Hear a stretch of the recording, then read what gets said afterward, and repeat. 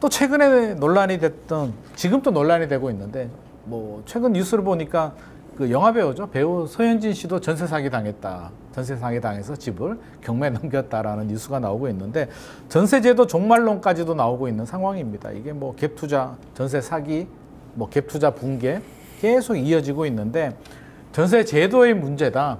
아니다. 이거는 일부의 문제다. 이게 의견이 분분한데, 한국형, 우리나라에만 있다고 해도 과언이 아닌 전세제도의 문제인지, 이게 전환점, 월세 시대로 가고 있는 건지, 우리 윤석천 평론가님께서는 전세는 어떻게 보고 계신가요? 전세 제도 때문에 뭐 그런 일이 발생한다라고 말하기에는 사실은 그건 좀 제가 생각하기에는 문제가 있는 거고요. 네네. 다만 지금 이렇게 전세 제도를 뒷받침하고 있는 각종 제도들이 있습니다. 가령 뭐 무분별한 전세 대출, 그렇네. 그렇죠. 네. 보증 제도도 있죠. 네, 맞습니다. 근데 이게 사실은 이게 과연 도대체 누구를 위한 정책인가? 일반적으로 생각하면은 임차인을 위한 어떤 제도 같잖아요. 그렇게 내가 도입이 전세를 됐죠. 살라고 하면은 전세 대출 해주니까. 근데 맞습니다. 이게 곰곰이 생각하면 그 돈이 최종적으로 향하는 곳이 뭐 그렇잖아요.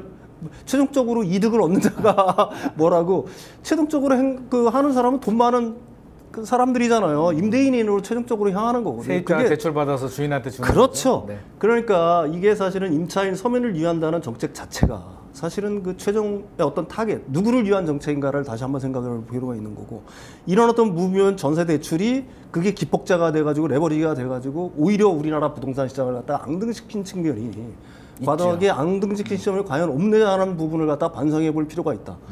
그러니까 자연스럽게 사실은 이걸 갖다 월세로 뭐 전환하거나 반월세로 가는 거 뭐 이걸 갖다 일부러 정책적으로 의도한다기보다는 사실은 지금 전세 상황에서 그다음에 전세 사기가 일어난 이유 중에 가장 큰 이유도 역시 갭 투자 아니겠습니까? 네. 거기에는 끊임없이 불을 지펴졌던 전세 대출이 있는 거예요. 그러니까 이 부분을 갖다가 사실은 점차적으로 줄여나가는 노력들이 필요하다. 그러니까 보증제도 역시 마찬가지입니다. 가령 지금 뭐 감정가의 몇 퍼센트 아니면 그 현실가의 몇 퍼센트까지만 그냥 나는 보증을 해주겠다라고 하게 되면은 그게 맨 처음에는 좀 시장에서 혼란이 좀 있겠죠. 가령 뭐 빌라를 갖고 있는 분들 같은 경우는 그럼 뭐 나는 빌라 주인은 어떻게 하라는 얘기냐, 망하라는 얘기냐는 그렇죠. 어떤 뭐 이런 불만들도 충분히 있을 수가 있지만 장기적으로는 그런 식으로 해야지만 진짜 그게 서민을 위한 정책들이 되지 않을까라는 생각을 하는 거고요. 그게 집값 안정에도 저는 개인적으로 생각해도 굉장히 큰 도움이 될 거라고 봅니다.